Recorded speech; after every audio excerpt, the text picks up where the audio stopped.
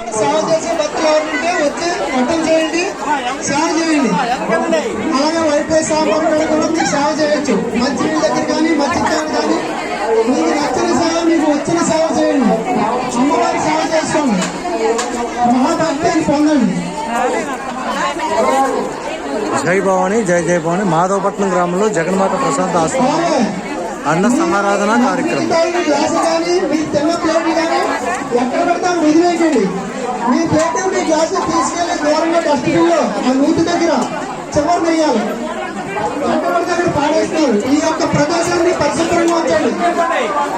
ఈ యొక్క ప్రదేశం మనందరిది. అమ్మ దయ ఉంటే అన్ని ఉన్నట్లే. అలాగే అమ్మ దయ వల్ల ఈ రోజు ఎక్కడ ఈ యొక్క ప్రదేశంలో మనం అన్నప్రసాదం కానీ అమ్మవారిని దర్శించుకోవడం కానీ ఎక్కడో ఎన్నో గ్రామాల నుండి వచ్చి అమ్మవారిని దర్శించుకోవడం జరుగుతుందంటే ఈ యొక్క అమ్మ దయ ఇది. కాబట్టి ఇటువంటి ప్రదేశాన్ని పరిశుభ్రంగా ఉంచండి. ప్రతి ఒక్కరు కూడా సహకరించండి, సేవ చేయండి.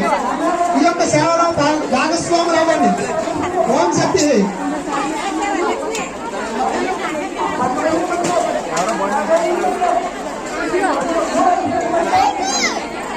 వెళ్తారా?